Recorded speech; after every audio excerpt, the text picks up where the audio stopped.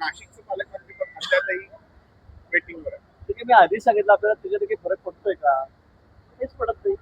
मला वाटतं पालकमंत्री पदामुळे काय फरक पडतो, मला तर 1% पडत नाही. त्यामुळे ते असलं काय नसलं काय, मी माझं काम करतोय.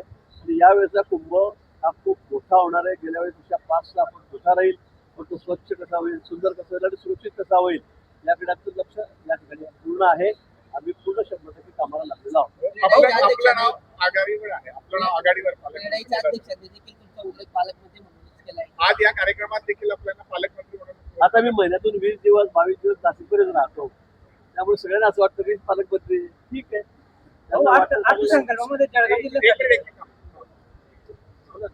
नाही, पालकमंत्र्याचं म्हणून आपल्या ठिकाणी उल्लेख झालेला आहे या कार्यक्रमात. अनेक लोक अनेक कार्यक्रमामध्ये माझं पालकमंत्री म्हणून उल्लेख करतात. आपल्या मनात काय चांगलं, माझ्या मनामध्ये काही नाही. मी सांगितलं झालो नाही झालो तरी काही फरक पडत नाही. या पालकमंत्री पदामुळे मला 1% सुद्धा फरक पडत नाही, 1% सुद्धा. कारण मी कुंभमेळा मंत्री आहे. आमचं टार्गेट आता आमचं लक्ष कुंभमेळ्याकडे आहे. हा कुंभमेळा आम्हाला मोठं चॅलेंज आहे, मोठं आव्हान आहे. म्हणजे पावसाळ्यामध्ये हा कुंभमेळा तो ऐन पावसाळ्यात येतो.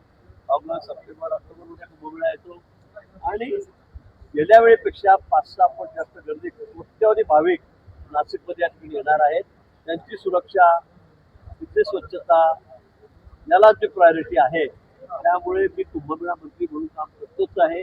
तर पालकमंत्री असलो काय नसलो काय त्याचा कुठे मला फरक पडत नाही. इच्छा आपली पालकमंत्री बनायची? मला वाटतं सरकारचा निर्णय आहे. माननीय मुख्यमंत्री ज्यावेळेला निर्णय घेतील त्यावेळेला हा विषय क्लिअर होईल.